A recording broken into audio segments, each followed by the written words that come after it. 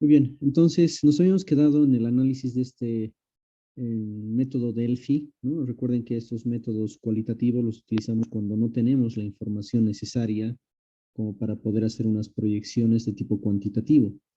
Entonces, en el método Delphi, esto empezaba con un cuestionario que debe ser formulado por personas especialistas dentro de la temática que estemos analizando, ¿no? Recuerden que estamos hablando sobre el estudio de mercado, entonces habrá que hacer un cuestionario asociado al tipo de proyecto que nosotros queremos emprender. Se hace las consultas a un equipo de profesionales o de personas especialistas en la temática que estamos intentando estimar su demanda. Y en función a las respuestas se hace una tabulación y se hace un análisis estadístico de las mismas. Si existe convergencia de opiniones, si los especialistas se han puesto de acuerdo, por supuesto las encuestas son personales y no existe una vinculación entre los especialistas, ¿no? O sea, el único que tiene la vinculación es una persona que va a organizar o va a gestionar este proceso del método Delphi, que va a tener acceso a las respuestas de cada uno de los especialistas, pero entre los especialistas no, pues no tiene que haber ningún contacto, ¿no? Mejor si ni siquiera se conocen. Si existiese convergencia de opiniones, entonces ahí acaba el proceso y nosotros ya tenemos los datos como para poder generar un análisis de estudio de mercado del producto que estamos analizando. Si no existiese convergencia, entonces ahí sí el gestor, el administrador de este grupo de trabajo, la única persona que tiene acceso a los resultados de las encuestas, pues podrá formular nuevas consultas. Yo les decía en la anterior clase, de alguna manera induciendo a que se llegue a converger, a que existe una convergencia de opiniones, ¿no? Eh, entonces se hace un nuevo ciclo de preguntas. Otra vez se tiene que tabular y analizar las respuestas. Y bueno, esperemos que en esta ocasión ya exista una convergencia de opiniones para finalizar el proceso. Si no existiese, bueno, podría hacerse un nuevo ciclo. Mm, no es necesario tampoco que la convergencia sea total, ¿no? Es probable de que varios especialistas tengan opiniones diferentes, pero lo que interesa es medir un poco la tendencia de las respuestas. Y con eso ya estaría acabado este método. Hay otros métodos, vamos a ver un método más para hacer estimaciones de la curva de demanda del producto bien que estemos analizando. Recuerden, en estos casos estamos pensando en proyectos de los cuales no tenemos una información previa. Es decir, no podemos nosotros obtener datos estadísticos históricos. Me estoy imaginando de algún producto o algún servicio que sea totalmente nuevo en el mercado, ¿no? Que no tenga un parangón con otro producto o con otro servicio y entonces es muy difícil poder intuir la respuesta que va a tener el potencial mercado de este producto o servicio. Entonces, otra alternativa, otra herramienta, pues podría ser este procedimiento de la investigación de mercados, que considera la opinión de los clientes como pertinente en la actividad predictiva, ¿no? En el anterior caso, no han sido los clientes realmente a los que hemos consultado, sino han sido un grupo de expertos, ¿no? En este caso se va a hacer una consulta a los potenciales clientes, pero obviamente no podemos hacer una consulta a todos y absolutamente a todas las personas que podrían estar interesadas en el producto, sino que más bien vamos a tomar una muestra representativa de la población y en función a esa muestra sacaremos nuestras conclusiones, ¿de acuerdo? Entonces, la herramienta fundamental para este segundo método cualitativo sería la realización de una encuesta. Esa encuesta que sería un poco el equivalente al cuestionario que habíamos hablado en el método Delphi, pero que en este caso se lo va a entregar a los potenciales clientes, a un grupo, en realidad, o una muestra de los potenciales clientes. Eh, para hacer esto, bueno, hay toda una teoría del muestreo, ¿no? es una asignatura que puede fácilmente llevarse en un curso semestral para poder establecer las características de el procedimiento de cómo hacer un cuestionario, un muestreo razonablemente bien elaborado. Entonces, las componentes de esta técnica de investigación de mercado serían el muestreo, el marco muestral, la muestra, el diseño de la encuesta, las escalas de de respuestas y finalmente la tabulación y análisis de los resultados. Bueno, para realizar este muestreo, uno de los elementos esenciales pues va a ser el de considerar el tipo de población que se busca estudiar, ¿no? Lo que podría ser, se podría clasificar según su tamaño, podría ser una población finita cuando vamos a pensar que la cantidad de población no es muy grande. Si ustedes están, por ejemplo, o si nosotros estamos interesados en un proyecto que se desarrolle, no sé, para un barrio específico de la zona sur de la ciudad de La Paz. Bueno, probablemente ahí sí tendríamos una población finita, ¿no? En base a los estudios o en base a los datos de del último censo del Instituto Nacional de Estadística, pues podríamos, o de alguna otra información más actualizada, de repente podemos acceder a un padrón que tuviese el gobierno municipal de La Paz, podríamos saber cuál es la población de ese barrio. Si nuestra población es mucho más amplia, pues ya estaríamos pensando en una población de tipo infinito, ¿no?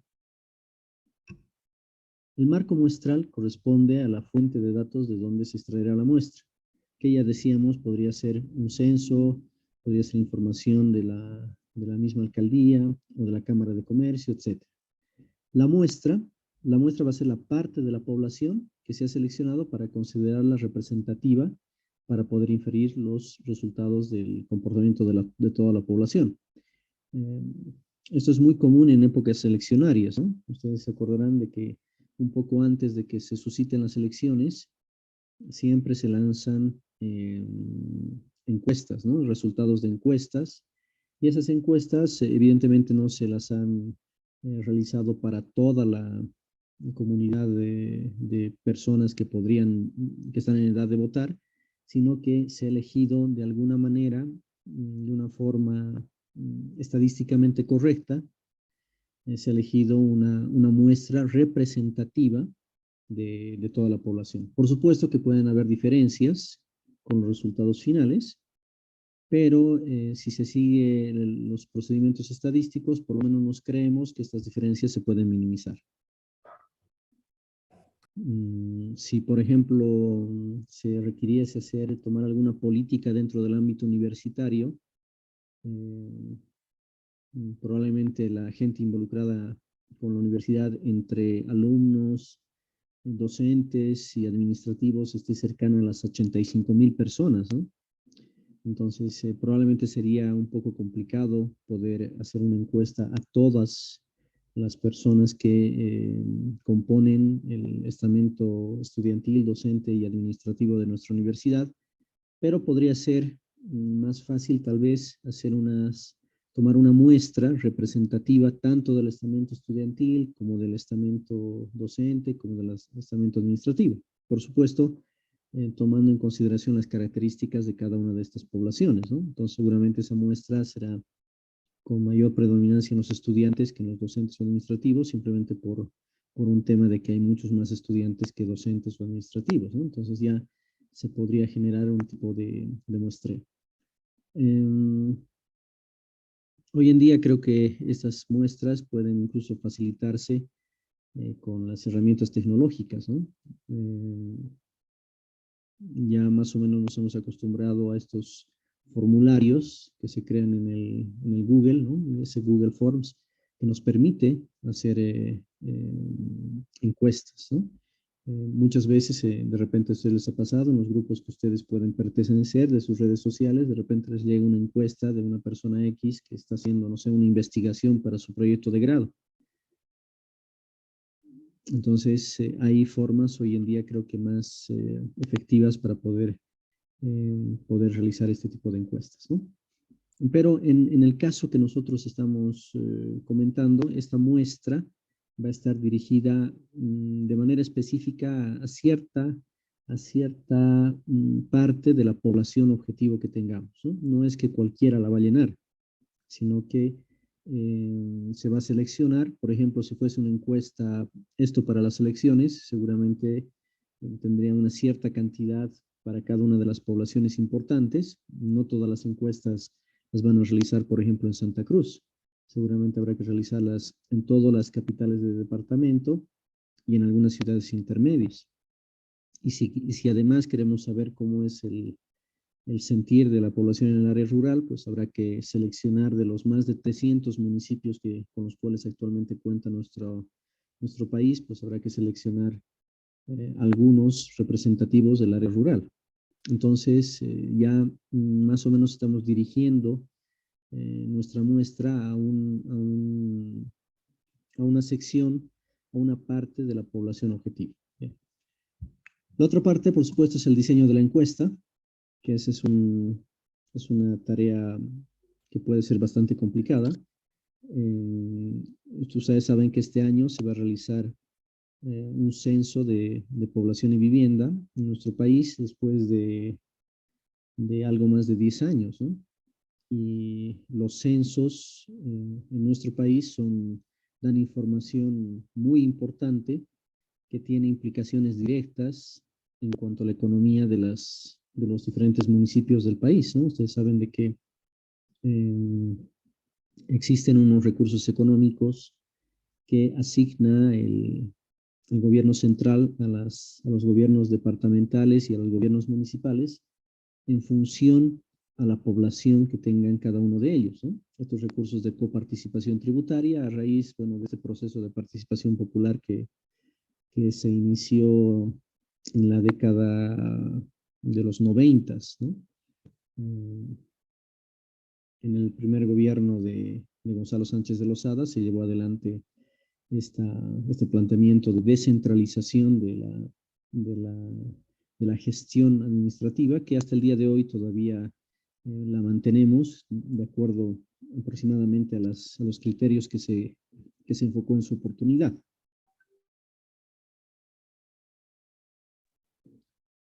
Por supuesto de que también ya sabemos de que cada vez las gobernaciones, es decir, los departamentos y los municipios están exigiendo cada vez un mayor nivel de participación y la tendencia seguramente va a ser a poder profundizar este proceso de participación popular o en caso extremo, pues a crear sectores administrativos totalmente independientes, ¿no? O casi autónomos en sus decisiones, ¿no? Pero bueno, eso seguramente va a ser un proceso. Entonces, esa encuesta que se va a realizar este año mmm, está siendo planificada ya hace varios meses y de hecho hasta el día de hoy todavía no se tiene el, el formulario ya listo, ¿no? O sea, no se saben cuáles van a ser exactamente todas las preguntas, todavía se están ventilando algunos criterios, hay algunas cosas que sí se saben, seguramente han estado enterados de esta polémica en cuanto al tema de consultar si uno puede colocar como, puede auto identificarse como mestizo o no. Y bueno, todo esto ha generado bastante polémica en los últimos días o tal vez estas semanas. Y bueno, como ven, no es fácil ponerse de acuerdo ni siquiera en las preguntas de una encuesta. Pero bueno, el censo es una cosa muy grande. Si estamos pensando en un proyecto en particular, pues seguramente se podrá delimitar mejor las preguntas que vayan a ser realizadas. Finalmente, hay que poner algunas escalas de respuesta. No todas o la mayor parte de las preguntas es muy probable de que sean en sentido cualitativo, ¿no?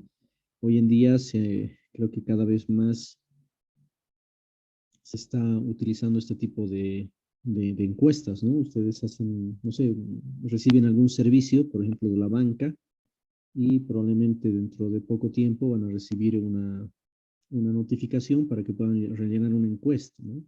Indicando su calidad de satisfacción y las respuestas, las escalas de respuestas, pues no están numeradas del 0 al 100, sino que probablemente están simplemente categorizadas con ciertas, ciertas opciones de forma cualitativa, ¿no? Eso es algo que también se está realizando de manera bastante normal. Y una vez que se tenga toda esa información, pues lo siguiente ya es emplear nuestros conocimientos de estadística descriptiva y poder hacer el análisis de los resultados, ¿no? Bueno, esto entonces, estamos hablando que serían el plan B, digamos, cuando realmente no hay posibilidad de poder obtener datos históricos que nos, que nos permitan de forma cuantitativa hacer una estimación de las proyecciones, por ejemplo, de la demanda en el futuro. Son métodos cualitativos. Hay otro grupo de métodos que ya van a ser métodos más bien cuantitativos y vamos a empezar a hablar de ellos ahora mismo, ¿no? No sé si hasta aquí hay alguna consulta, duda.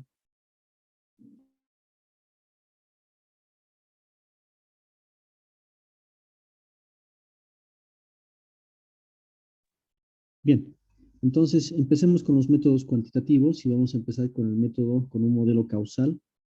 Estos modelos causales, un poco como dice su nombre, pues están, se basan en una acción de causa y efecto, ¿no?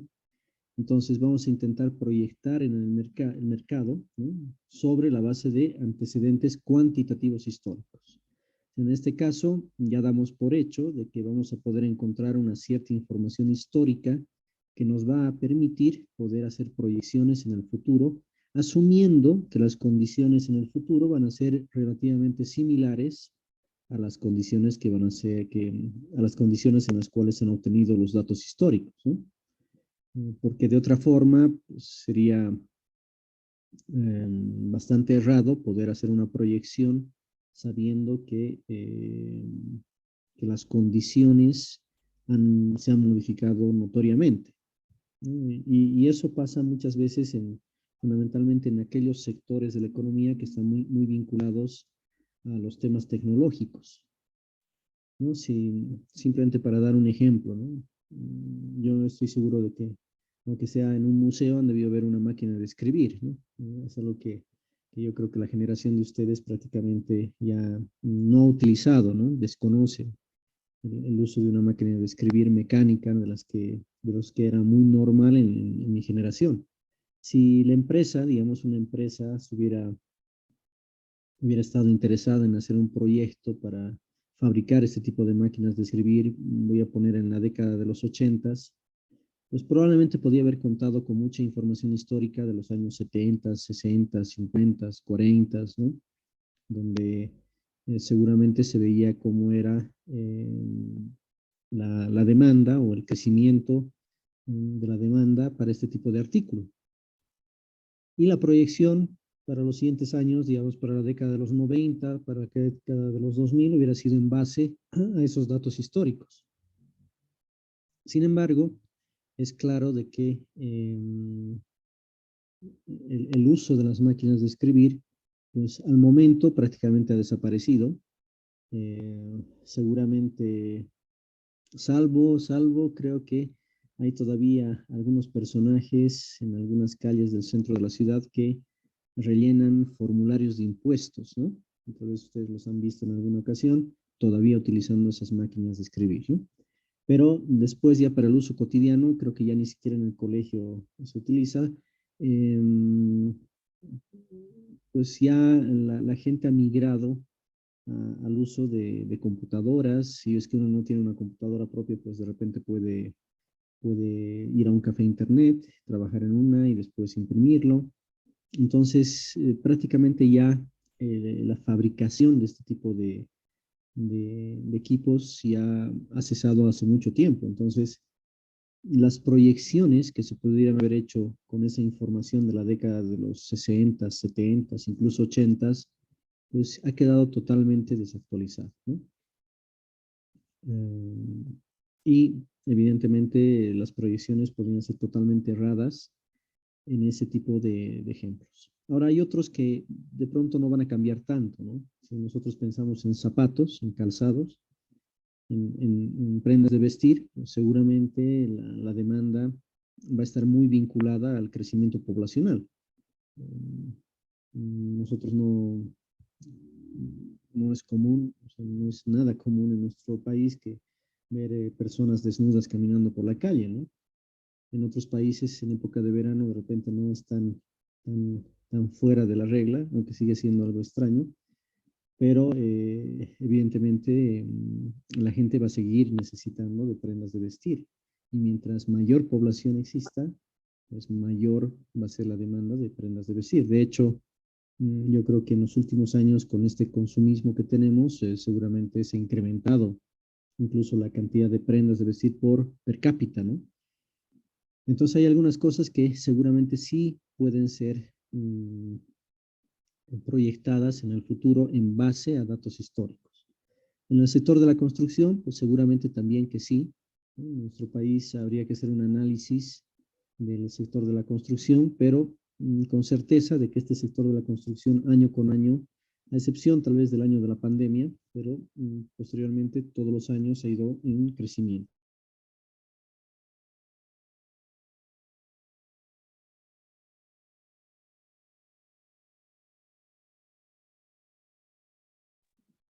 Bien, entonces, ¿cómo podemos saber realmente a ciencia cierta de que el sector de la construcción se ha incrementado? Tendremos que ir anotando, digamos, en la ciudad de La Paz cuántas construcciones nuevas se han realizado.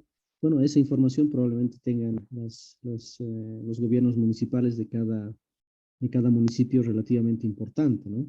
Tendrán los permisos de construcción, sabrán si tienen una base de datos bien documentada, pues hasta podrían saber cuál es la cantidad de metros cuadrados que cada año se ha construido nuevos, ¿no? Pero si no podemos nosotros acceder a esa información, también es útil, es adecuado, es razonable poder utilizar datos de otras, no necesariamente del sector que nosotros estemos analizando, pero que estén bastante vinculados con él, ¿no? En el caso del sector de la construcción específicamente, pues seguramente un dato que sería muy importante sería saber cómo ha sido la evolución de las ventas de cemento, digamos, si estamos analizando para una ciudad en particular, digamos, para La Paz. Entonces, el conocimiento de la evolución de las ventas de cemento nos va a dar una información muy aproximada de cómo ha ido evolucionando el sector de la construcción, habida cuenta que para el sector de la construcción el cemento es un bien total y absolutamente necesario, ¿no? Es como para nosotros los alimentos, ¿no? Entonces, hay que tener tal vez algunas ideas imaginativas si es que no hay la posibilidad de encontrar la estadística que realmente es la precisa para nuestro caso. Podemos encontrar variables que denominamos variables proxy, ¿no? Proxy porque son cercanas a lo que nosotros necesitamos. Y con esa información estadística, esa información histórica, entonces podemos intentar hacer las proyecciones, aún sabiendo que nuestras proyecciones son todo menos exactas, ¿no? O sea, es seguro que va a haber uh, una cierta dispersión de nuestros resultados en función de la realidad, porque evidentemente las condiciones sociales, económicas, culturales, psicológicas y de otra índole son dinámicas, ¿no? No sé, una persona de mi generación no tiene las mismas necesidades en cuanto a compra de bienes y servicios que la generación de ustedes, ¿no? Eso es seguro, ¿no? Mm, No sé, de repente en mi época, simplemente por dar un parangón, pues pasábamos nuestros momentos de ocio jugando en la calle, con los amigos del barrio, o jugando con nuestros amigos de colegio, jornadas maratónicas de fulbito o de fútbol, ¿no? Probablemente esas eran digamos, los hobbies más frecuentes en gente de mi generación. Hoy en día, y eso porque veo a mis hijos, pues ya ese contacto, y peor después de la pandemia o entre la pandemia y el periodo post pandemia, pues ese contacto ya era bajo antes de la pandemia y después de ella yo creo que es todavía mucho más bajo, ¿no? Entonces ya son condiciones totalmente diferentes, ¿no? Probablemente la gente de esta generación pues, ya estaría contenta con tener juegos en línea y poder jugar con personas de cualquier otra parte del planeta en algunos juegos virtuales y eso seguramente les satisface desde el punto de vista de completar esas sus horas de ocio.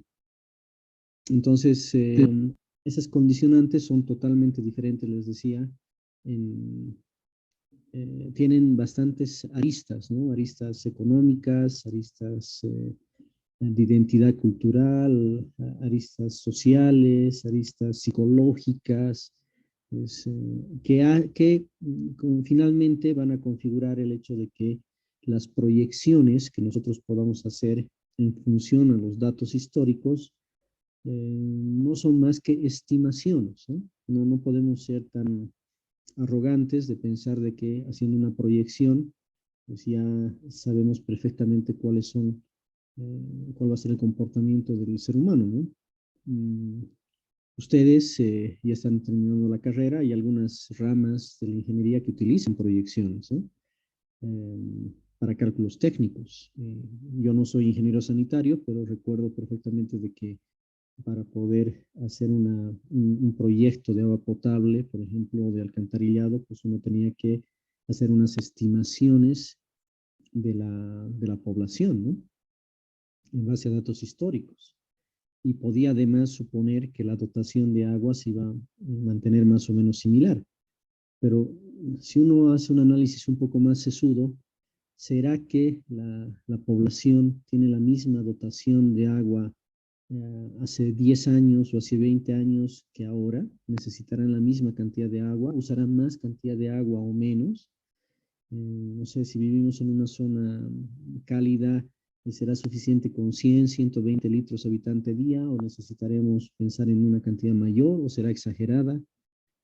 Bueno, probablemente todas estas actitudes de consumo de agua, por ejemplo, son también dinámicas en el tiempo, ¿no?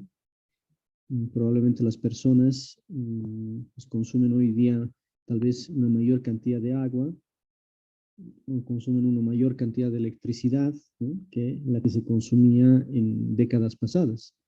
Entonces, esa proyección que nosotros vayamos a realizar, pues va a tener siempre algunas imperfecciones, ¿no?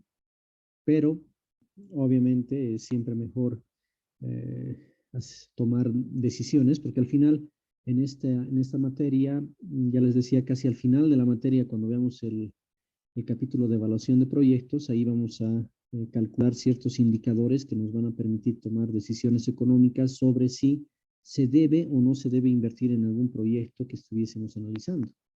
Entonces, siempre es mejor tomar decisiones en base a algún trabajo técnico que, aunque de repente no es exacto, pero que nos puede proporcionar una cierta idea de lo que puede acontecer en el futuro, ¿no? A tomarlo simplemente por un aspecto de, no sé, en la jerga profesional a veces decimos por un tema de sentimientos, ¿no? O sea, a sentimiento creo que este proyecto pues, va a rendir, va a ser totalmente eficiente, ¿no? Va a generar utilidades. O a sentimiento podría pensar que no. Pero bueno, esa es una opinión y por tanto es de carácter totalmente subjetiva, ¿no? Habrán algunos que tengan tal vez mayor habilidad para poder tomar este tipo de decisiones que otros. Pero siempre va a ser mejor, pienso yo, especialmente en proyectos importantes, realizar un estudio que nos permita poder tomar la decisión más adecuada en función a una serie de pasos técnicamente bien llevados. Uno de esos primeros pasos sería la proyección de la demanda. Y para eso nosotros estamos viendo que podríamos utilizar, además de estos modelos de tipo cualitativo, que son los que hemos comentado anteriormente, pues podríamos también hacer uso de elementos cuantitativos si es que tenemos la información disponible. ¿Ok? Bien, entonces dentro de estos modelos causales, el más utilizado probablemente es el modelo de regresión. Es un modelo que ustedes ya lo han visto dentro de su materia de estadística y probabilidades, ¿no? Se van a acordar de ese método de regresión por el método de los mínimos cuadrados, ¿no? Vamos a repasarlo de todas maneras durante la materia para que quede claro, porque yo sé que eso lo han llevado ustedes hace ya bastante tiempito, ¿no? Según recuerdo, esta materia de estadística era de cuarto semestre, ustedes ya están prácticamente en el 10º semestre. Si la situación es un poco más compleja, si es un proyecto con un fuerte carácter económico, pues también existe dentro de las posibilidades modelos de tipo econométrico. Ya son modelos más elaborados, son modelos que realmente se ve durante un semestre de la carrera de economía, ya prácticamente, al igual que ustedes en el último año de economía, hay una materia de econometría, ¿no? que podría ayudarnos. Y otros modelos de insumo-producto que también son más de carácter económico. Así que nosotros vamos a referirnos al modelo de regresión.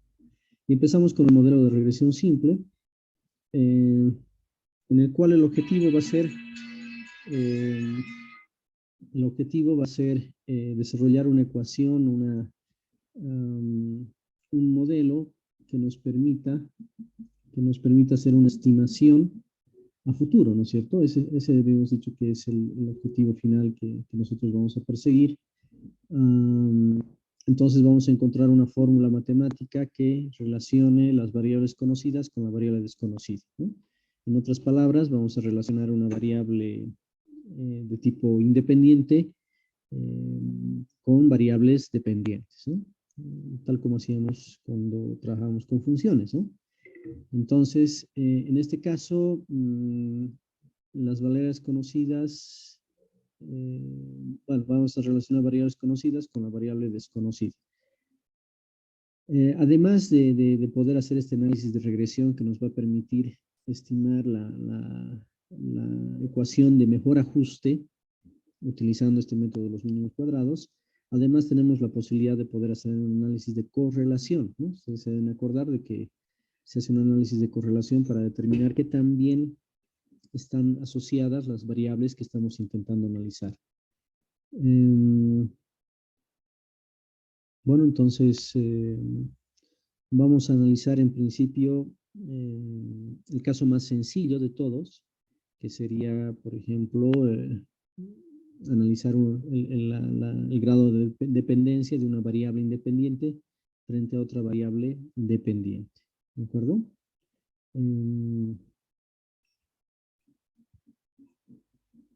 Dice, a menudo se encuentra una relación causal entre variables. Esto es, la variable independiente ocasiona que la variable dependiente cambie. Entonces, pensemos en dos variables, una variable independiente y una variable dependiente. Estamos pensando que los cambios en la variable dependiente son influenciados por los cambios en la variable independiente. Es decir, existe una relación de causalidad en este análisis. Para que esto quede un poco más claro, les voy a proponer un ejemplo bastante cotidiano, ¿no? Y pensemos, por ejemplo, en la variable estatura y en la variable peso de cada uno de nosotros.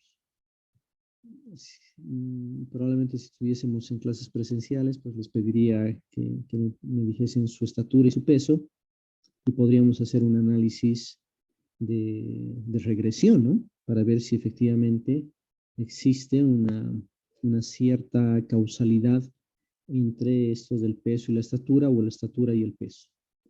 Entonces, como estamos intentando discernir entre variables dependientes y variables independientes, les hago la consulta. Si estuviésemos haciendo un análisis solamente con estas dos variables, estatura y peso, ¿cuál creen ustedes que sería la variable dependiente y cuál tendría que ser la variable independiente? ¿Qué piensan?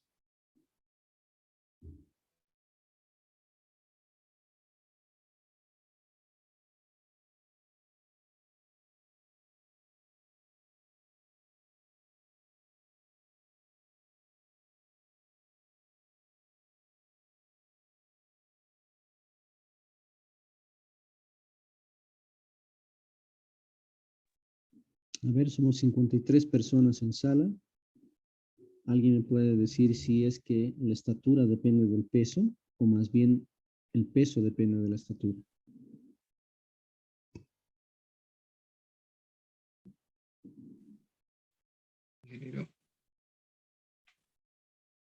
¿Qué piensa? A ver, Carlos nos dice la estatura sería la independiente. ¿Ya? La estatura sería la independiente y el peso sería una función de la estatura, ¿cierto? No sé si todos están de acuerdo o hay alguna posición contraria.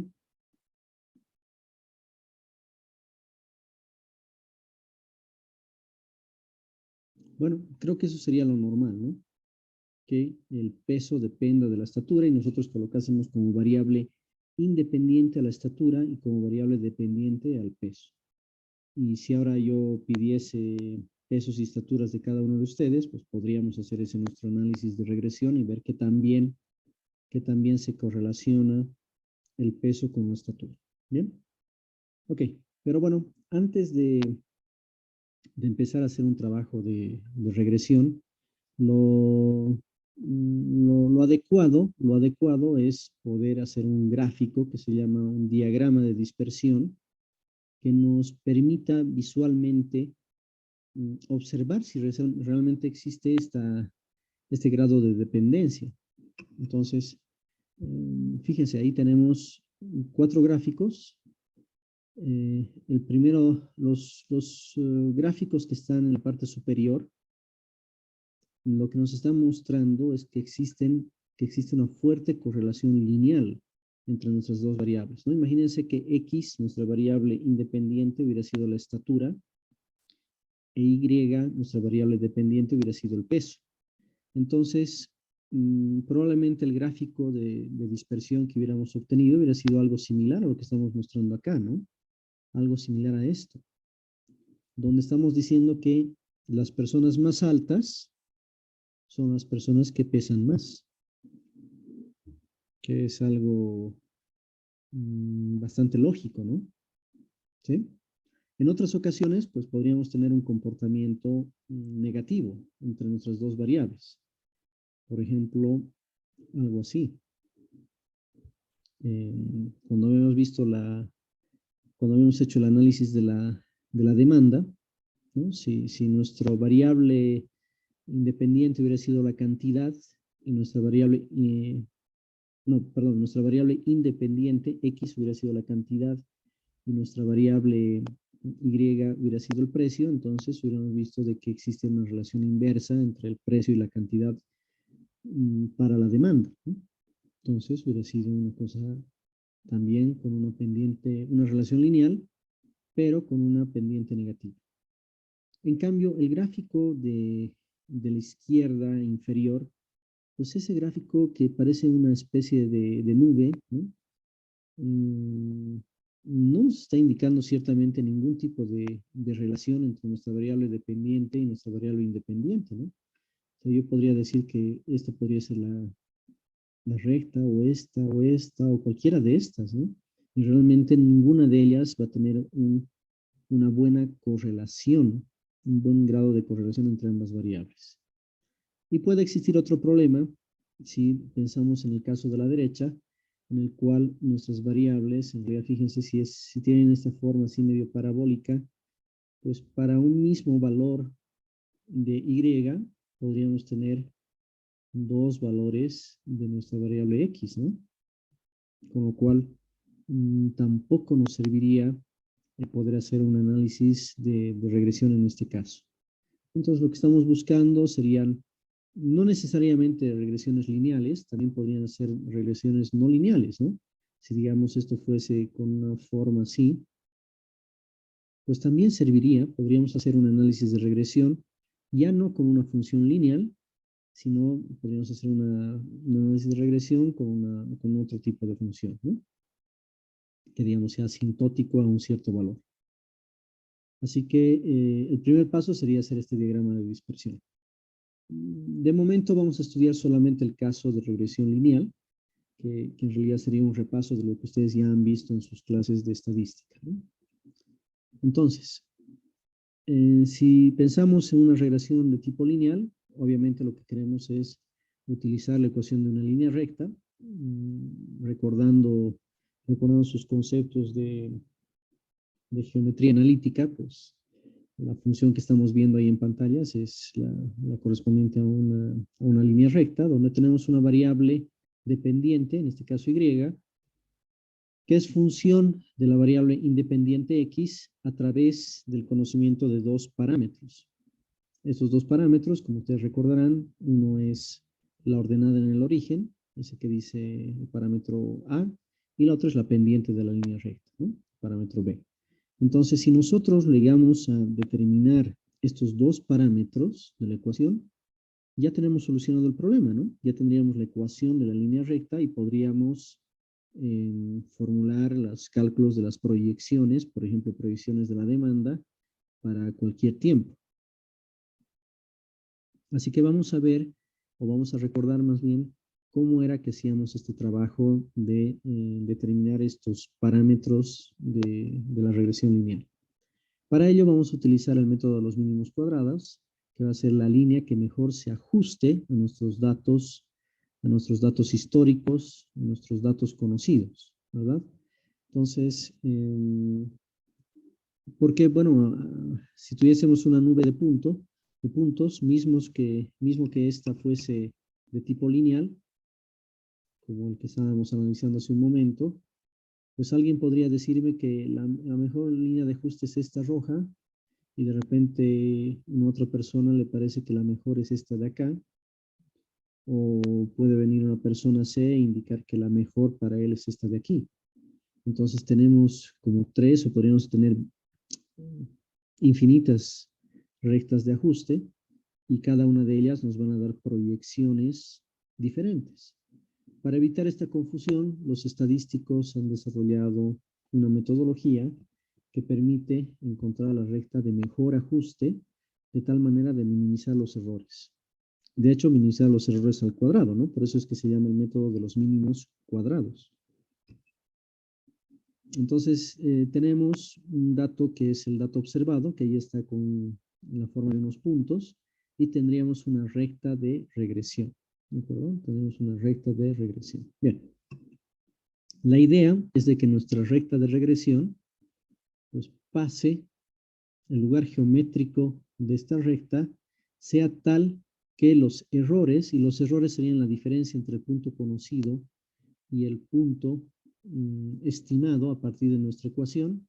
Por ejemplo, en este caso sería este punto, en este otro caso sería este punto, los puntos estimados, ¿no? A partir de nuestra ecuación.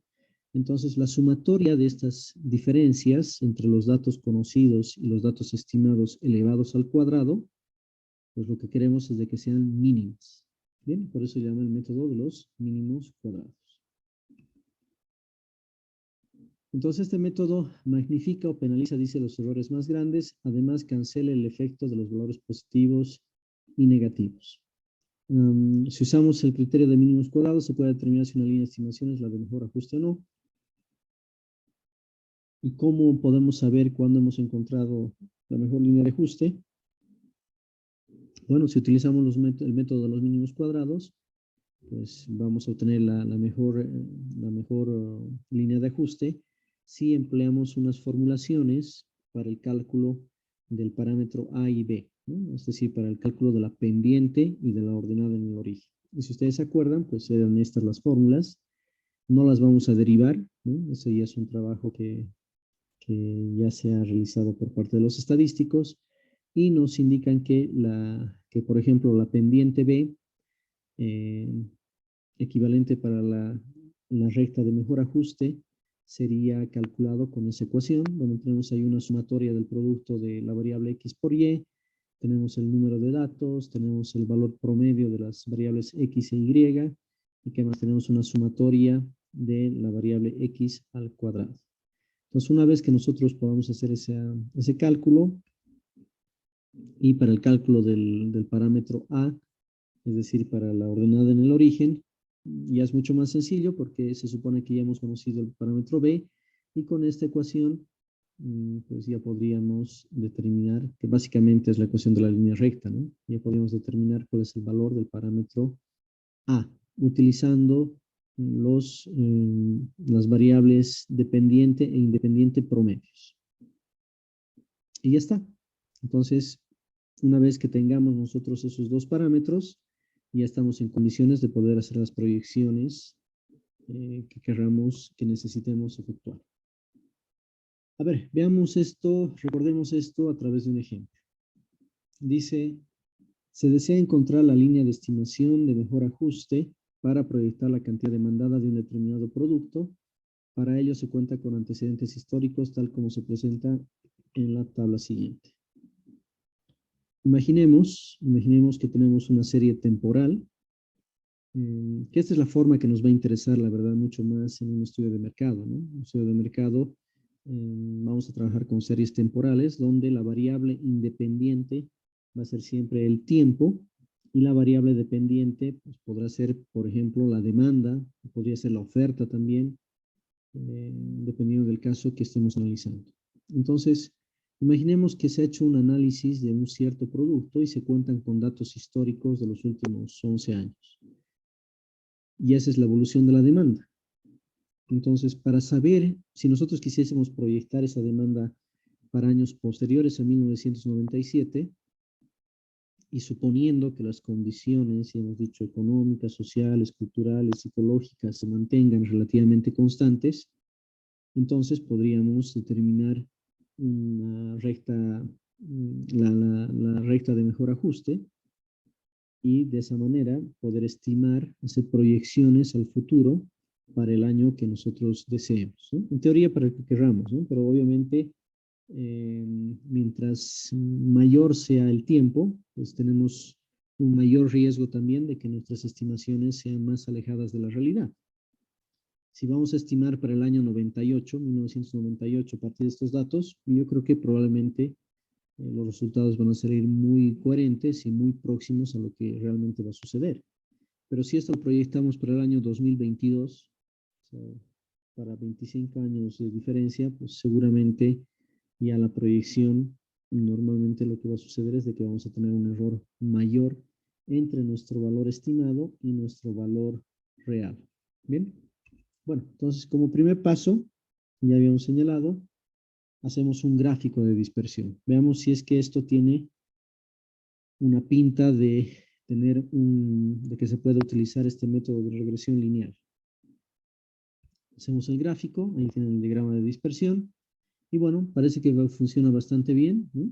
De repente podría haber otra curva que se acomode de mejor manera. Ya vamos a ver más adelante que utilizando el criterio del análisis de correlación, vamos a poder determinar que también nuestra función de ajuste se acomoda a los datos históricos. ¿De acuerdo? Bien, pero de momento, como les decía, solamente estamos viendo el caso de una línea recta. Denme un segundito, por favor.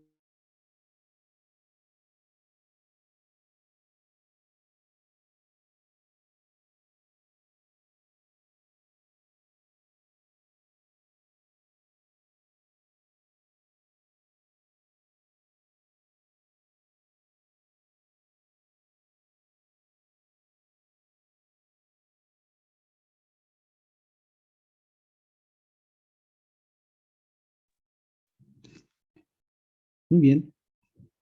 Entonces ahí tenemos el diagrama de dispersión. Ya hemos visto de que sí, la función dependiente, que en este caso sería la demanda, se acomoda bastante bien a una línea recta, a una función lineal, siendo la variable independiente el tiempo, ¿no? Ahora lo que todavía no sabemos es cuál será la línea recta de mejor ajuste. ¿Será una así o podrá ser tal vez una de este tipo? Pues eso lo vamos a dilucidar utilizando este método de los mínimos cuadrados. Calculamos los parámetros de la ecuación, para lo cual lo normal sería hacerse una tablita, ¿no? Una tabla que nos permita hacer ese cálculo en función de los datos que necesitábamos para el cálculo de los parámetros A y B, ¿no? Para el cálculo del parámetro B, si ustedes se acuerdan, necesitábamos de una sumatoria del producto de X por Y, y para el caso de, y además de una sumatoria del X al cuadrado. Por eso es de que ahí esas dos últimas columnas de esta tabla nos dan el producto de X por Y y el X al cuadrado y al final la sumatoria. Bueno, utilizando entonces esto, podemos tener ya los datos necesarios como para poder hacer el cálculo de nuestros parámetros. Sabemos el número de datos, 11, sabemos el valor promedio de la variable X, que es el tiempo, y también sabemos el valor promedio de la variable Y.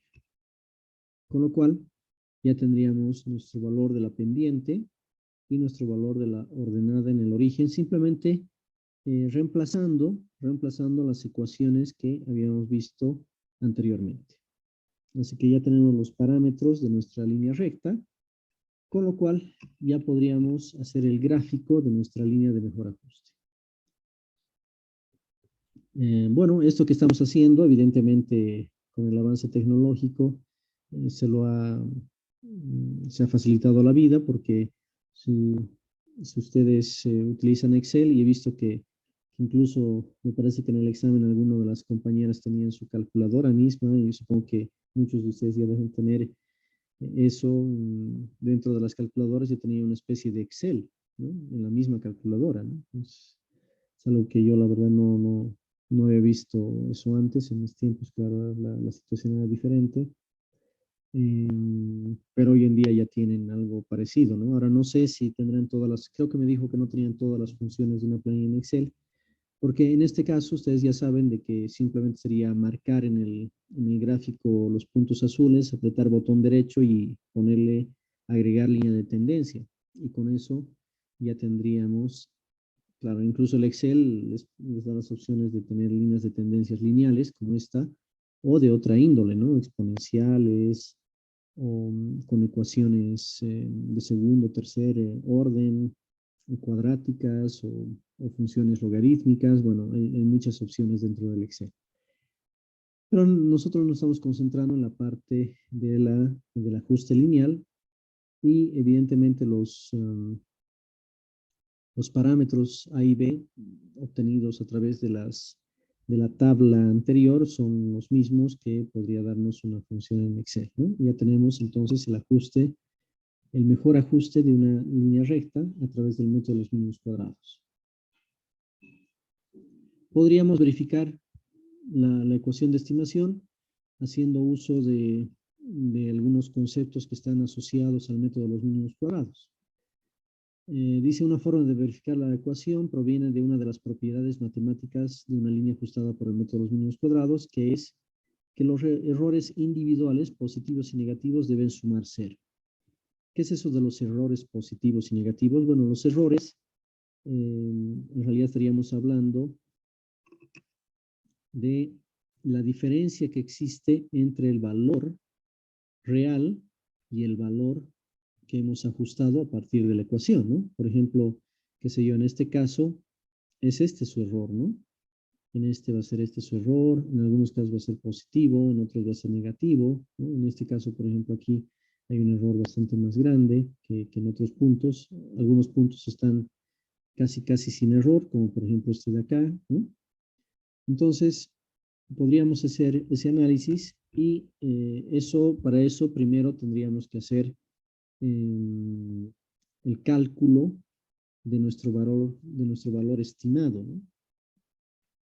De nuestra variable dependiente estimada, que sería esta columna, ¿no? ¿Cómo calculamos estos valores? Pues utilizando la ecuación de la línea recta que previamente hemos determinado, ¿no? Como ya hemos determinado los parámetros A y B, entonces ya tenemos la ecuación. Simplemente reemplazar el valor de nuestra variable independiente, reemplazarla dentro de la ecuación, y vamos a obtener ese valor del Y estimado.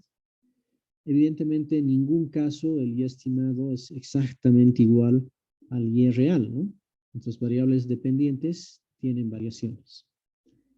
Y una vez que hemos hecho eso, pues hacemos la diferencia, restamos nuestra variable dependiente real menos la variable dependiente estimada, y ese valor va a ser nuestro error individual. y así sucesivamente para cada uno de los casos. Evidentemente, algunas veces el error es positivo y otras es el error negativo. Pero si nosotros hacemos una sumatoria de todos estos errores, lo interesante es de que la sumatoria nos va a dar igual a 0, porque esa es una de las premisas del método de regresión lineal por el método de los mínimos cuadrados. ¿Ok? Entonces ya hemos verificado que nuestros parámetros A y B de la línea recta son los correctos. Podemos hacer algunos otros cálculos adicionales, como por ejemplo el cálculo del error estándar de la estimación, ¿no? Queremos saber qué tan confiables son los valores estimados que hemos determinado. Y para eso, pues vamos a calcular este error de la estimación, que es algo muy parecido a lo que ustedes han visto en estadística como con el concepto de la desviación estándar, ¿no? Si ustedes se acuerdan, cuando han analizado estadística descriptiva, pues la idea era de poder determinar ciertos estadígrafos de posición, ciertos estadígrafos de dispersión. Los estadígrafos de posición eran esos como el promedio, la media, la mediana, la moda, ¿no? ¿Se acuerdan? Y entre los estadígrafos de dispersión, el más influyente pues era este de la desviación estándar. Entonces es algo similar. La ecuación que vamos a utilizar para medir este error estándar de la estimación va a ser la que ustedes tienen en pantallas, para lo cual vamos a necesitar de manera previa de poder calcular el valor del y estimado, ¿no? A través de nuestra ecuación, y después elevar al cuadrado ese error. Eso lo podemos realizar a través de una tablita. Ahí está. ¿Se acuerdan que habíamos calculado los errores individuales? La suma de los errores individuales nos daba igual a 0. Y si elevamos al cuadrado nuestros errores individuales, vamos a tener la columna de la derecha. Por eso se llama el método de los mínimos cuadrados, ¿no? Porque no hay ninguna otra recta cuya sumatoria de los errores elevados al cuadrado sea menor que este valor, ¿no? Por eso es la recta de mejor ajuste. Hacemos el cálculo utilizando la fórmula anterior y podemos calcular el error estándar, que en este caso sale igual a 18.59. Bueno, evidentemente que mientras más grande ese error estándar, mayor va a ser la dispersión de nuestros puntos alrededor de la línea de regresión. De forma contraria, si por alguna casualidad de la vida nuestros puntos hubieran sido total y absolutamente colineales, ¿no? En ese caso, nuestra línea de mejor ajuste hubiera pasado por el medio de cada uno de los puntos que tomamos como dato, y en ese caso nuestro error individual sería igual a 0, y nuestro error estándar, nuestro error estándar de la estimación también sería igual a 0. Y podríamos decir que el ajuste ha sido perfecto, ¿no? Evidentemente eso no sucede en la realidad, ¿no? No sucede en la realidad, siempre vamos a tener una cierta dispersión. Lo ideal es de que nuestra dispersión sea lo más pequeña posible. Sin embargo, de aquí podemos inferir algunas otras conclusiones, como por ejemplo que si suponemos que los puntos observados están normalmente distribuidos, ¿no? ¿Se recuerdan de sus clases de probabilidades cuando han visto la función de distribución normal? Bueno, vamos a suponer de que nuestros puntos observados están normalmente distribuidos alrededor de la línea de regresión. En ese caso, podríamos esperar que un 68% de los puntos estén dentro de más o menos un valor del error estándar de estimación. Un 95.5% de los puntos estarán dentro de un rango de más o menos 2 veces ese error de estimación, y un 99.7% de los puntos estarán dentro de más o menos 3 veces ese error de la estimación. O sea que aquí ya nos está dando una información adicional, ¿no? Una información que podría ser en algunos casos de mucha utilidad, ¿no? Porque no solamente estaríamos determinando el ajuste o la línea de mejor ajuste empleando el método de los mínimos cuadrados, sino que podríamos además hacer un análisis de sensibilidad e intentar saber dónde estarían esas franjas que nos diesen un 68, un 95, un 99% de puntos dentro de la franja que estuviésemos analizando. ¿Cómo trabajamos con esto? Pues podríamos hacer lo siguiente. ¿Qué tal si el problema que nosotros, recuerden que nosotros teníamos datos hasta el año 1997, ¿no? Entonces, ¿qué tal si nosotros queremos determinar cuál sería la demanda, proyectar cuál sería la demanda para el año 1998, pero con un nivel de confiabilidad del 95,5%? Ese nivel de confiabilidad del 95,5% ya sabemos que está asociado a 2 veces este error del estándar de la estimación, ¿no? 2 veces, más o menos 2 veces. Bueno, entonces, primero calculamos, como toda la vida, calculamos el valor de nuestra variable dependiente estimada. Y para ello, empleamos los parámetros de la línea recta, el parámetro A y B que previamente hemos determinado, con lo cual obtenemos que para el año 1998, la demanda, de acuerdo a esto, sería de 263.55. Pero si además de eso nosotros quisiéramos saber con qué grado, con qué confiabilidad podríamos tener, en qué rangos tendría que caer o podría variar nuestro valor estimado para tener un cierto grado de confiabilidad, por ejemplo en este caso del 95,5%, entonces haríamos uso de los conceptos vistos en la anterior diapositiva que nos decían que para un 95,5% de confiabilidad necesitamos más o menos 2 veces de ese error estimado. Calculamos primero el error estimado, que nos salía 18,59, si ustedes se acuerdan, ¿no? 18,59 era el dato que hemos obtenido anteriormente, y más o menos 2 veces eso estaríamos en un rango de más o menos 37,18. Entonces, fíjense lo interesante que ahora podemos concluir. Podríamos decir, la demanda proyectada para el año 1998, con un 95,5% de confiabilidad, deberá estar entre, ahora ya es un rango, ¿no? Ya no es un valor determinístico, es un rango. Deberá estar entre 226,37 y 300,73. Entonces aquí ya le estamos dando un carácter probabilístico al análisis, ya no solamente determinístico, ¿no? Y esto nos va a permitir incluso hacer tal vez más adelante análisis de sensibilidad, ¿no? ¿Qué pasaría si es que las condiciones cambian y la demanda no es 263, sino es 270? Bueno, seguramente van a haber cambios también en nuestros análisis de mercado. Bien. Ok, hasta aquí alguna duda o consulta.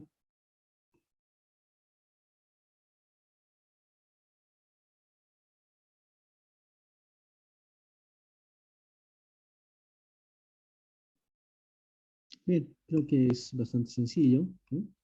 No, no es nada complejo. Ahora vamos a ver un poco, recordar un poco el tema del análisis de correlación.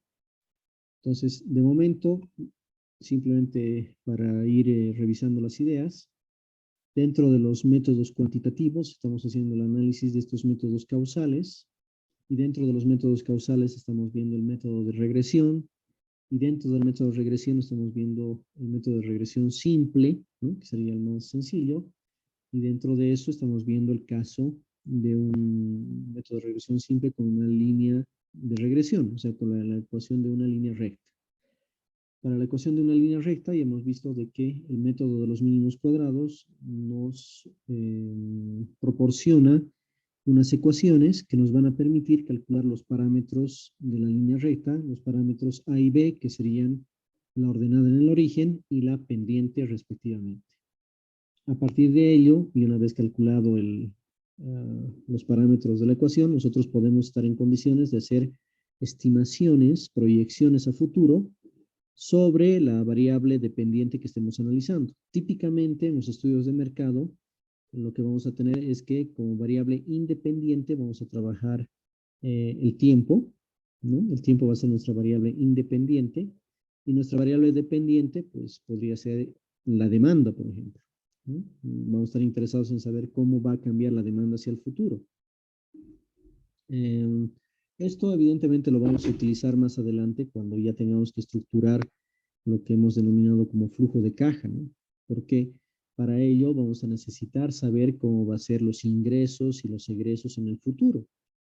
Y por eso estamos aprendiendo ciertas técnicas de proyección. Eso es lo que estamos haciendo, ¿no? Bueno, estas técnicas, ustedes, esta por lo menos en particular, ustedes ya la conocían, solamente que la estamos revisando, la estamos recordando. Entonces, hemos visto que no solamente podemos hacer la estimación, la proyección a futuro de nuestra variable dependiente, sino que además, asumiendo de que estos nuestros puntos, nuestros datos, sigan una función de distribución normal, podríamos inclusive darle un cierto grado de confiabilidad a nuestros resultados, cual si estuviésemos haciendo un análisis probabilístico, ¿no?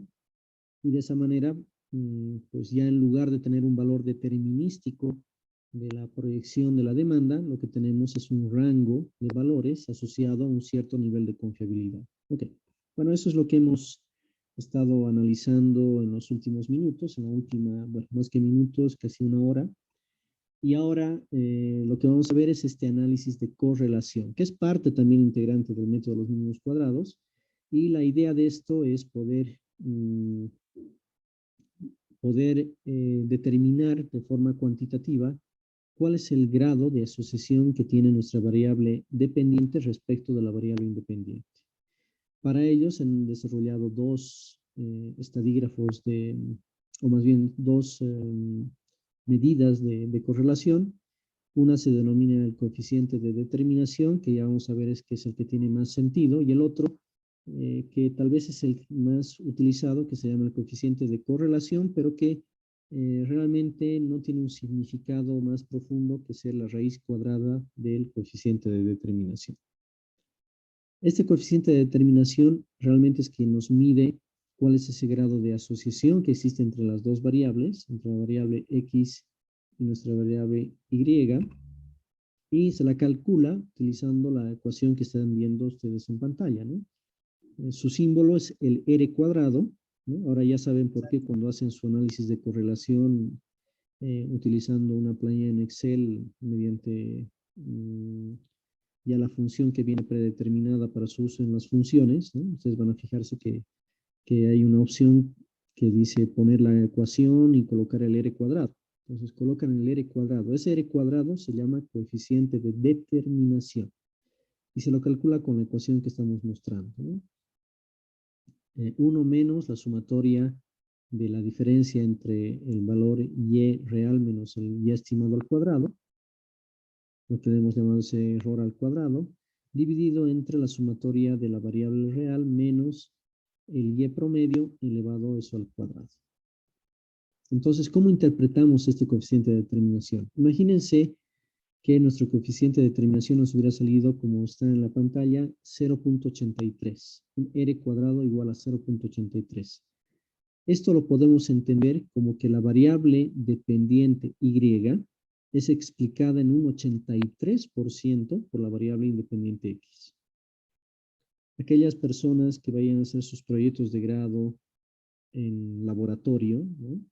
Ya sea en el laboratorio típicamente en el laboratorio del Instituto de Materiales, ¿no? En el área de materiales, en el área de hormigones, en el área de suelos, en el área de asfaltos, en el área de química, o en el Instituto de Sanitaria o Hidráulica, también en las diferentes áreas que debe tener, pues seguramente van a hacer análisis de sus resultados y muy probablemente también vayan a querer encontrar cuál es la correlación entre dos variables que estuviesen analizando. Si tenemos un análisis de correlación que nos proporciona un coeficiente de determinación relativamente alto, cercano a la unidad, porque fíjense que el valor, el máximo valor que puede tomar el R cuadrado, el máximo valor que puede tomar el R cuadrado es cuando podamos minimizar esta sumatoria, ¿no? Y como les decía, este Y menos Y estimado en realidad es el error de la estimación. Si nosotros tuviésemos puntos colineales como datos históricos, entonces nuestro error nos va a dar igual a 0. 0 elevado al cuadrado sigue siendo 0, 1 menos 0 va a ser igual a 1. Entonces el R cuadrado, el máximo valor que puede tener el R cuadrado es igual a 1, y ese se lo puede entender como que la variable dependiente Y es explicada en un 100% por la variable independiente X. Eso en laboratorio no suele suceder, ¿no? Cuando hagan ustedes sus trabajos, pues van a ver de que siempre va a haber un cierto grado de dispersión, pero lo importante es intentar obtener valores de R cuadrado lo más altos posibles, ¿no? Para decir, bueno, que la función, la variable independiente, depende, hemos escogido la variable independiente más apropiada porque esa variable dependiente pues está asociada con la independiente en un valor muy alto. Un R cuadrado de 0.90, 0.95, pues sería una belleza, ¿no? Un 0.83 también está muy bien, pero nos está indicando que hay un 17% de la variable dependiente Y que es explicada por otras circunstancias, por otras variables, además de la variable independiente X. ¿Ya? Entonces, ese sería el concepto de este coeficiente de determinación. Por ejemplo, en nuestro ejercicio, el que estábamos trabajando, ya teníamos en realidad ese valor de 3112, ¿no? ¿Se acuerdan? En la sumatoria era la sumatoria de los errores al cuadrado. El que sí, el valor nuevo que estamos utilizando es ese, o calculando es ese 75.150, que es la sumatoria de la variable del valor real menos el valor promedio elevado al cuadrado. Y si nosotros hacemos nuestro cálculo, pues para nuestro ejemplo, nuestro coeficiente de determinación ha salido muy alto, ¿no? Bastante alto, 0.959. O sea, nos está diciendo prácticamente que el 96% de la demanda es explicada por la variable independiente, que es el tiempo, los años. Y solamente queda un 4%, 4.1% sin explicar. Entonces, claro, aquí estaríamos muy contentos, muy felices si nos da un coeficiente de determinación tan alto. ¿Ok? El coeficiente de correlación, como les decía, no es otra cosa que la raíz cuadrada del coeficiente de determinación. Esa es la explicación que podemos dar, no tiene un significado mucho mayor.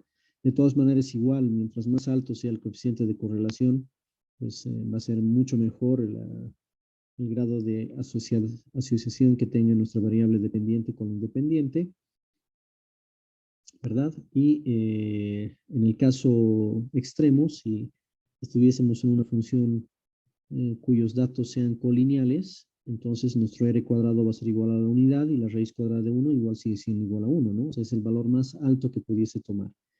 Digamos que lo único que puede aportar nuestro coeficiente de correlación es mostrar si la línea de mejor ajuste tiene una pendiente positiva o si tiene una pendiente negativa. Si tiene una pendiente positiva, entonces nuestro coeficiente de correlación nos va a salir, lo tendremos que colocar también como positivo, y si es que nuestra pendiente es negativa, pues nuestro coeficiente de correlación será negativo, nada más.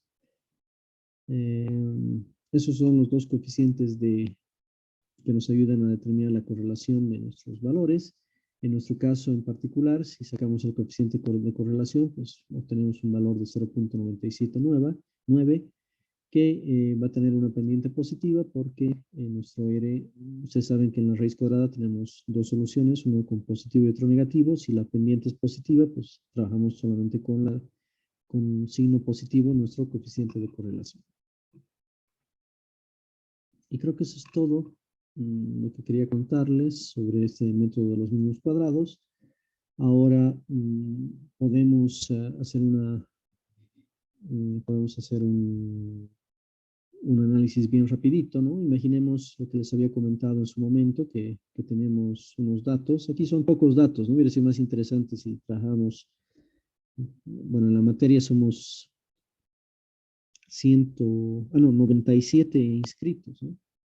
Con 97 inscritos, pues seguro que este análisis hubiera salido muy interesante, ¿no? Nos hubiera dado datos mucho más conclusivos sobre la relación entre la estatura y el peso, que también se relacionan, ¿no? Pero bueno, veamos este ejemplo. Esto es de algún curso que he dado en su momento y que estoy tomando en cuenta solamente 7 datos de 7 personas diferentes con diferentes estaturas y diferentes pesos. Si hacemos el diagrama de dispersión, pues nos sale una cosa así, ¿no? Como les decía, mientras más datos tengamos, pues más sólido, más solvente va a ser nuestro análisis, ¿no? Pero bueno, con 7 datos es lo que hay. Calculamos primero los parámetros de la ecuación. Necesitamos calcular el parámetro A y el parámetro B. Para ello utilizamos esta tablita, ¿no? Que necesitamos conocer la sumatoria del producto de x por y y la sumatoria de x al cuadrado para el cálculo del parámetro B. Aquí están los resultados. Tenemos el número de datos, el valor promedio de x, de y, y nuestra pendiente B nos sale 107.97, mientras que la ordenada en el origen nos sale negativo 107.83. Esa pendiente B positiva nos está indicando que hay un grado de asociación también positivo entre la estatura y el peso, lo cual era digamos, bastante predecible. Mientras mayor estatura, mayor peso, ¿no? Si graficamos, pues nos sale esto. Aquí ya está incluido el coeficiente de determinación. No es un coeficiente muy alto, tampoco es muy bajo, pero más o menos casi en un 70% nos está explicando nuestra variable independiente, es decir, la estatura, nos está explicando el peso de la persona. Con esto, ¿qué hubiéramos hecho? Por ejemplo, imagínense que, no sé, que hubiéramos hecho este cálculo para las casi 50 personas que ahora mismo están conectadas. Hubiéramos encontrado una cierta ecuación, ¿no? Una cierta ecuación que relaciona el peso y la estatura. Entonces, lo que podríamos haber hecho era de que el día de mañana, cuando ingrese una persona que no ha estado en la clase de hoy, simplemente le preguntemos su estatura. Le preguntamos, ¿cuánto mides? Bueno, ¿qué tal si nos dice, bueno, mido 1,62? Ah, bueno, mides 1,62, estás más o menos por acá. Entonces, de acuerdo a la estadística del curso de formulación y evaluación de proyectos, deberías estar pesando, digamos, 66 kilogramos. ¿Listo? Y ahí veríamos qué tan bien o qué tan mal estamos acertando, ¿no? De repente nos puede decir, no, yo peso 40 kilos, ¿no? O de repente nos dice, yo peso 90. O sea, hay la posibilidad de tener, por supuesto, las estimaciones son simplemente eso, estimaciones, ¿no? No quiere decir que sea el dato correcto, pero si esa persona estuviese dentro del promedio de la gente de la materia de formulación y evaluación de proyectos, pues tendría que estar pesando esos 67 kilogramos aproximadamente. ¿Ok? Bien. Verificación, bueno, hacemos la misma verificación, lo que ya hemos visto anteriormente. Ahí está nuestro error individual, que es la diferencia entre el valor real menos el valor estimado. Hacemos la sumatoria y nos sale 0, con lo cual estamos tranquilos. Ese parámetro A y B son parámetros correctos porque estamos haciendo uso de una de las características que tiene el método de los mínimos cuadrados, que es que la sumatoria de sus errores individuales son iguales a 0. Luego podríamos encontrar el error estándar de la estimación, ¿no? Ese error que nos va a permitir saber de alguna manera cómo es la dispersión de los resultados. Ustedes recuerdan, el error individual lo elevamos al cuadrado y hacemos la sumatoria, nos sale 190,52 y utilizando la ecuación que hemos visto también en diapositivas anteriores, podemos determinar que el error estándar es de 6.17. 6.17. Entonces, ¿qué más? A ver, aquí ya estaríamos calculando los... Bueno, aquí, por ejemplo, si hubiéramos hecho la consulta a esa persona, ¿no? Que hemos dicho que medía unos 62, creo. Podríamos haber dicho, bueno, si nuestro error es de 6.17, entonces, para 1,62 m habíamos quedado que, fíjense, habíamos quedado que aproximadamente debería pesar 66, 67 kilogramos. Como nuestro error estándar creo que ha salido 6, ¿no? 6 y algo. Entonces, si quisiésemos tener un nivel de confiabilidad del 95,5%, ¿no? Igual que en el caso anterior, o tal vez hasta del 99%. Con 99,7% nosotros podríamos haber dicho, esos son 3 veces el error estándar, ¿no? 3 veces 6, o sea, 18.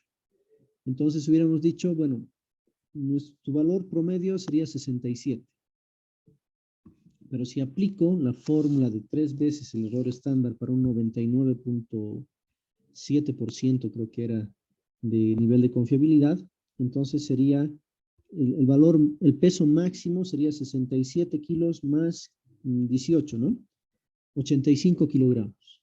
Y el valor más bajo sería esos 67 menos 18, 49 kilogramos. Entonces podríamos concluir que la persona a la cual íbamos a hacer la consulta, con un nivel de confiabilidad del 99,7%, su peso estaría oscilando entre 49 kilogramos y 85 kilogramos. Y lo más probable es de que ese haya sido el peso, dentro de ese rango haya sido el peso que nos hubieran dicho, ¿no? Ahora, por supuesto que puede haber una persona famélica que esté pesando 40 kilogramos y que esté fuera del rango, o alguien que esté muy gordito y esté pesando 100 kilogramos midiendo unos 62, ¿no? Ellos están fuera del nivel de confiabilidad que habíamos puesto. Nosotros hemos dicho que estamos entre el 99,7%, ellos están en el 0,3% de las personas que estarían por encima o por debajo de esas 3 veces la desviación, el error de estimación. ¿Ok? Entonces, para eso también podría servirnos este análisis.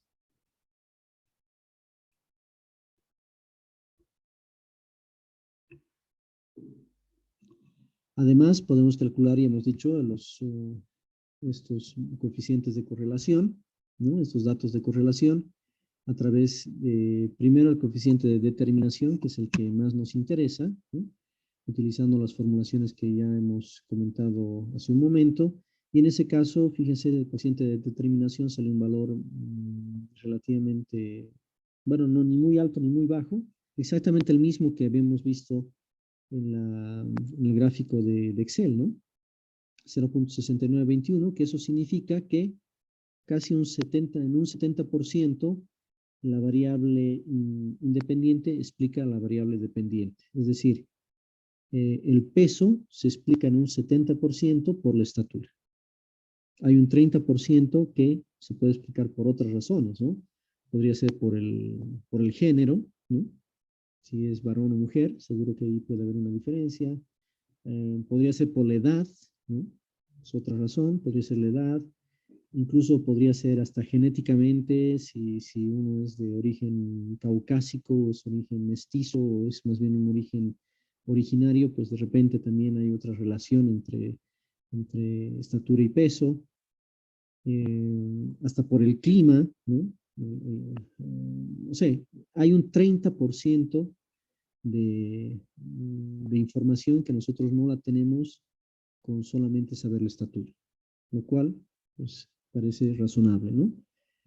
Obtenemos el coeficiente de correlación, ya ese sí ya nos sale un valor más alto, pero recuerden que solamente es la raíz cuadrada del anterior, o sea, no le podemos sacar mucho más jugo al coeficiente de correlación. Ahí sería esa sería, digamos, la conclusión final, y creo que con eso ya habríamos acabado el ejercicio. Sí. Bueno, aquí tenemos modelos de series de tiempo, tenemos otro temita. Entonces, compañeros, ya estaría acabando la sesión aquí. No sé si es que hay alguna consulta o duda. Estamos a un poquito más de un minuto de la 1:30, así que no sé si es que hay alguna consulta.